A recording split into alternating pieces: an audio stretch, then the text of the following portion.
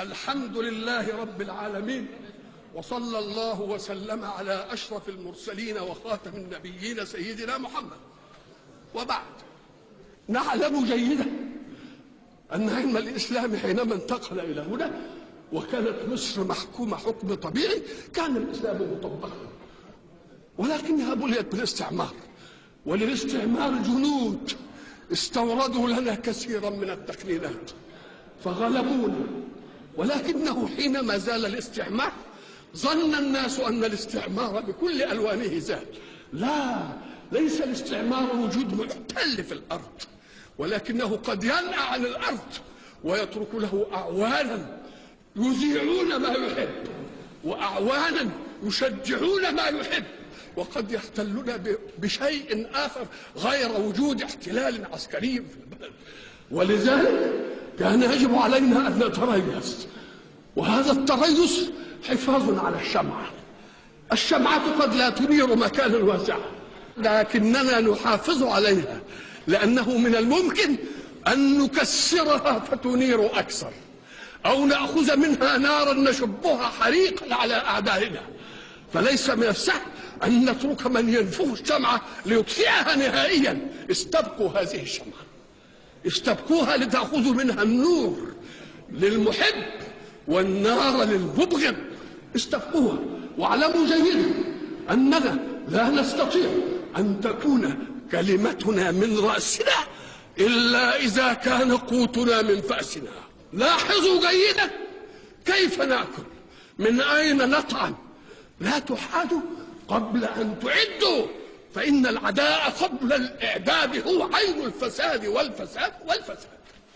يا قوم، لا تستمعوا إلى أحد، لأن دينكم واضح، دينكم فطري.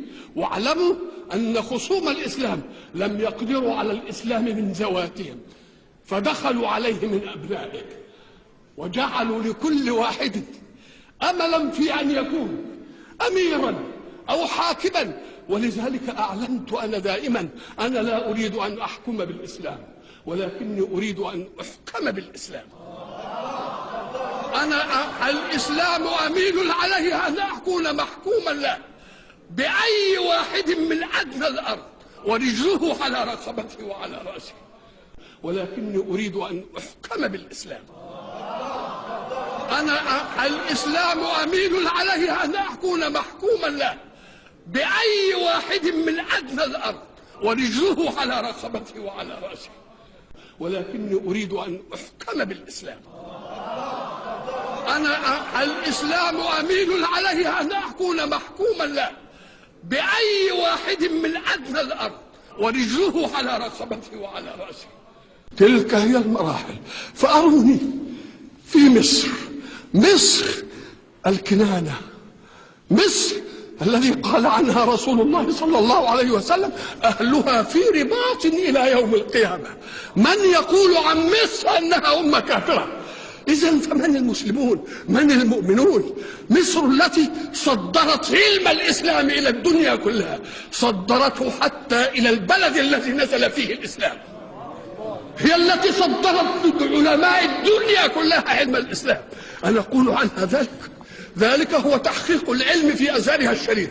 وأما دفاع عن الإسلام فانظروا إلى التاريخ. من الذي رد همجية التتار عنه؟ إنها مصر.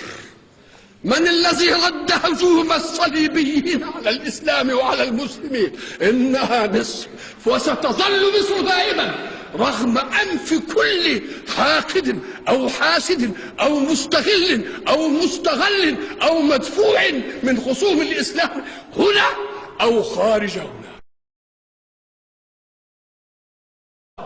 أنا الإسلام أميل عليه أن أكون محكوما له بأي واحد من أدنى الأرض ورجله على رقبته وعلى رأسه،